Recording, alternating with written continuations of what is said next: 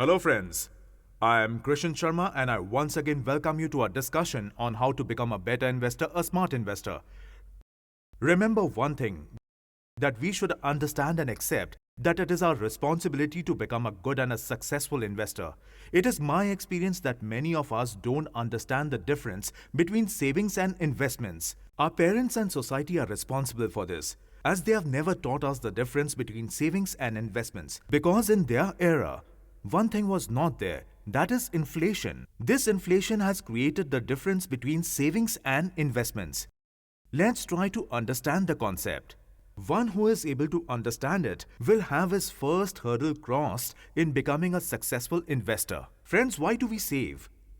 Saving is done by animals too, and it's in their nature. You would have heard many stories in your childhood about animals saving and storing foods for winters. So, why do we save? We save because we know that our future is unpredictable. We are afraid of the fact that we don't know what will happen in future. Secondly, it also gives us mental peace that we can now face any problem since we have saved money. What is investment? Investment is a very recent phenomenon which didn't prevail in the past. Investment leads to financial freedom. It is financial independence that ensures you will never face any problems or difficulties in the future. Investment uses your savings in such a way that you don't have to work to earn money. Carefully observe and you will find that all of us work to earn money. We earn our livelihood and that is why we live. Can we continue to earn money lifelong? We always wish that someday our hard-earned money works for us. Yes friends, this is called investment, when our money works for us and you don't work for money. But then, why is a common man unable to understand this? Let us try to understand this. Let us understand this concept with the help of money. What is money? Rupee, dollar, pound. You call it currency. Anything which has following three characteristics can be classified as money. Medium of exchange. It helps you to transact. A unit of account. It defines the value of account. A store of value. It helps you to store and transfer the value from one generation to another. Money has made investment necessary.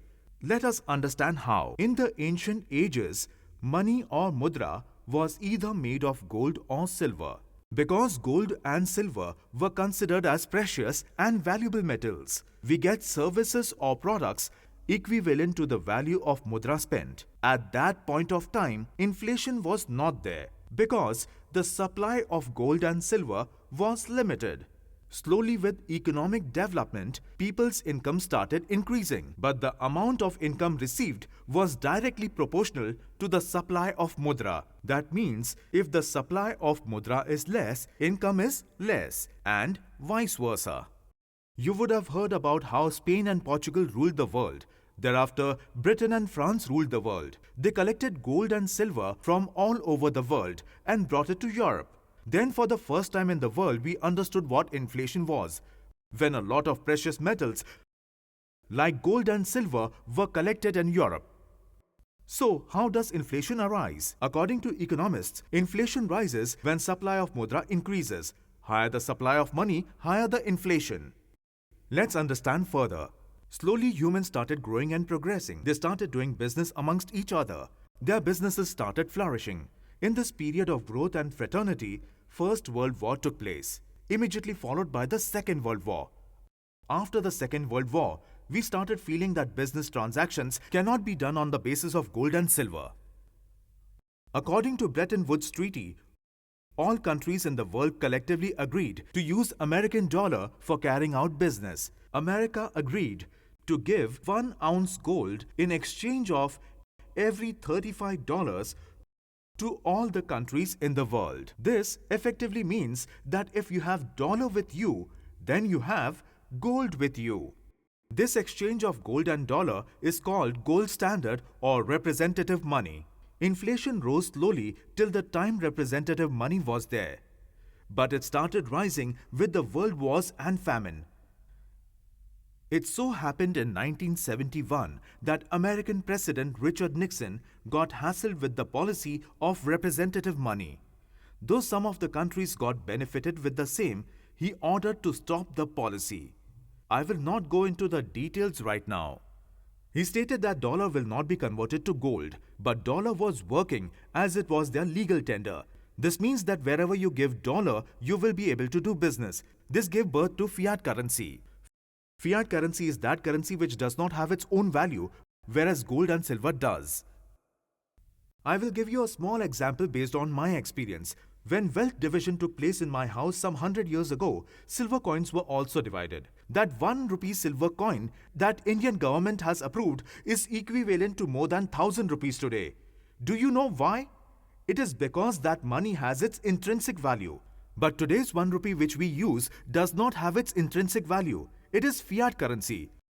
Fiat currency has value only till the time it is backed by the government. Once the government backs out, then there is no value like your 500 and 1000 rupees notes post demonetization. Then what is the problem with fiat currency? It is of paper and it is as per the orders of the government. Government can print it according to its will. Whenever there is need for economic development, the government increases supply of currency. So as you can see, whenever supply of currency is increased, inflation too rises. This inflation or price rise was never seen and experienced by our parents. That's why they couldn't differentiate between savings and investment, friends. To become a successful investor, it's very important that you understand the concept of inflation, and that inflation is your biggest enemy. Inflation has started creating difference between savings and investment. My grandparents used to save silver coins, yet their wealth used to increase. But my parents saved currency rupees and their wealth did not increase. Both of them saved money. Then what led to this difference, friends? Fiat currency brought this inflation. Let's try to understand this concept. So friends, the concept about which I'm going to talk to you now is called illusion. Listen to me very carefully with all your concentration and focus. Otherwise, you will not be able to understand. I am giving you two options. First option is, I will give you 2000 rupees. Second option is, I will give you 100 rupees. So, what will you choose between the two? 2000. You want to take 2000 rupees note. Why? Because 2000 rupees note's value is more than 100 rupee note. To a large extent, all of you are right. In Hollywood movies, you would have seen time machine. Now, imagine with the help of this time machine, I can take you in the past. Again, I am giving you two options. First option is, I am giving you 100 rupee note in the year 2000. Second option is, I am giving you 2000 rupee note in the year 2018. Now tell me, what will you prefer to have? 100 rupees in the year 2000 or 2000 rupees in the year 2018? 100 rupees. Now you have changed your mind. Why? Because the value of 100 rupees 18 years back, the purchasing power of 100 rupees 18 years back is much more than 2000 rupees of today. But we call this money as wealth. My mother used to say, when you grow up and finish your education, you have to earn a lot of money. She was wrong saying this. She didn't understand that currency or money is weak. With time, its purchasing power goes down. And my mother classifies gold also as wealth. She used to say save money as well as gold. She had an attachment with both. Let us try and understand gold, which is another form of wealth. Again, I will give you two options. There is one 50-gram gold coin and one 100-gram gold coin. You have to choose any one. Which one would you like to choose? 100-gram gold coin. Why? Because the value of 100-gram gold coin is more than that of 50-gram gold coin.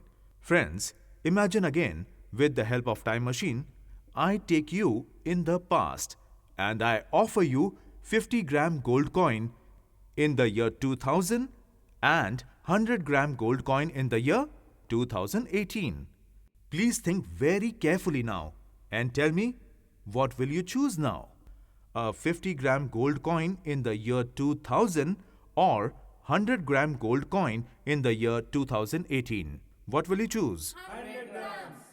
This time you all did not change your mind. Do you remember what you did last time? You chose 100 rupee note over 2000 rupee note because the purchasing power of 100 rupees 18 years back in the year 2000 was more than that of rupees 2000 of today. Even today, 100-gram gold is worth more than 50 grams gold. 1000 years back in the past and 1000 years later in the future too, 100-gram gold will always be higher in value than 50-gram gold coin.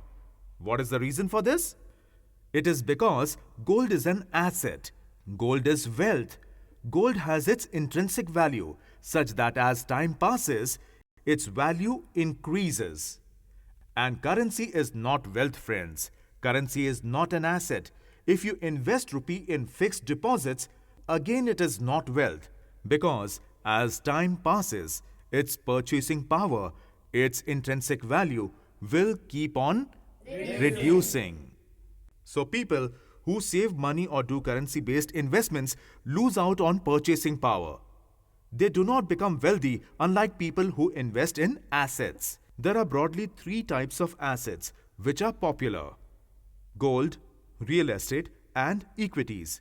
You would have noticed that when we talk about the wealth of the richest people in the world, we talk about these three things only: gold, real estate, and equities. How much gold they own, how much real estate they have, and the equity ownership. In modern era, people talk mostly about equities. If you look at Forbes magazine's 500 richest people, what do they have or what do they own?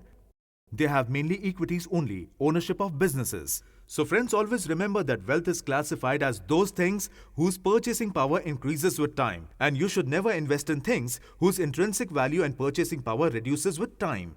It is not a mode of investment. This is a big difference between savings and investment. Books will not teach us these lessons, but life will. Society and our parents were not able to teach you because they never experienced inflation. Always remember these concepts of fiat currency and supply of money. These are the most important aspects of investment on which you have to ponder upon. I hope you will try to become a better investor and invest in assets only. You will try and save as much as possible and convert your savings into investments. I am thankful to you for giving your precious time. Thank you very much. Jai Hind.